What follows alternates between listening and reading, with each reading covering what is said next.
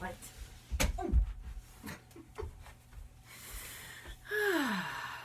It's amazing what you trip over in the comfort of your own home when the lights are out, right? We're feeling a little bit like that, feeling in the dark, feeling like the blind man in our gospel story today. The virus is causing change all around us so quickly, and we feel blind to what's going on around us and to the future in ways that we've never felt blind before.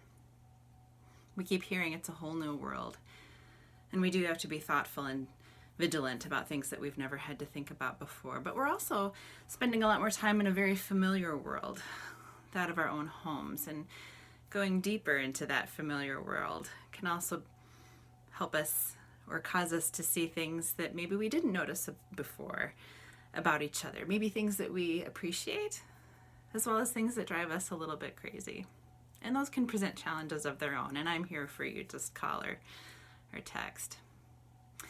Last week we heard about the woman at the well, one who totally knew social isolation like we probably never will. And Jesus' conversation with her is one of the longest recorded conversations with any one person in the Bible. He told her things that he hadn't told anyone else up to that point. He saw her, he loved her, he gave her life. And in our gospel story today, like the woman, Jesus sees the blind man.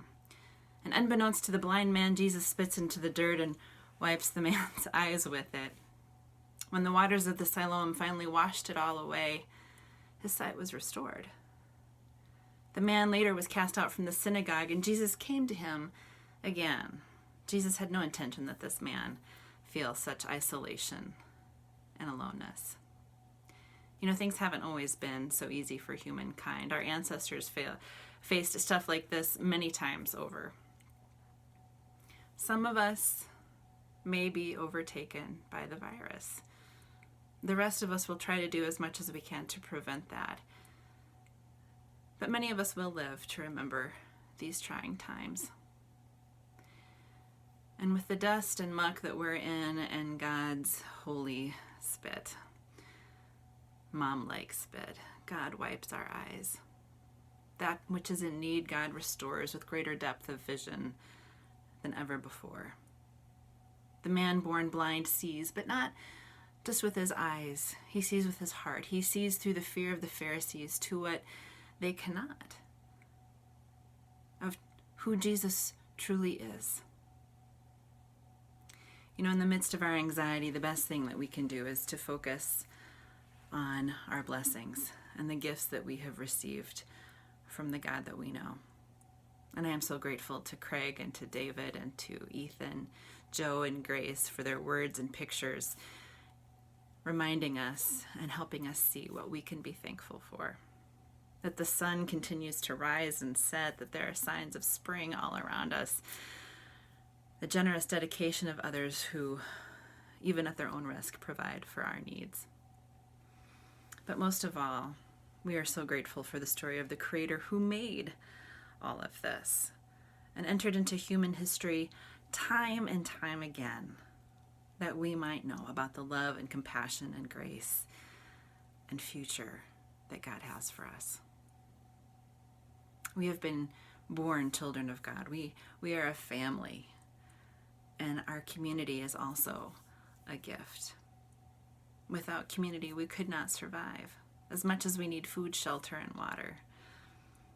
In this time of isolation, we have opportunities to grow closer than we have ever had before. We have time on our hands, perhaps, that we have never had before. What will you do with this time?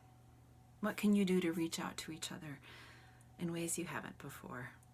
Have conversations that you haven't had time to have. Get into God's Word and listen and have conversations with God, even as a family that you've not had before. If we can cultivate this gift of relationship and this time of darkness and muck, we will see one another's need and see each other such that we live with less fear, with greater gratitude and greater courage, knowing that we are not alone.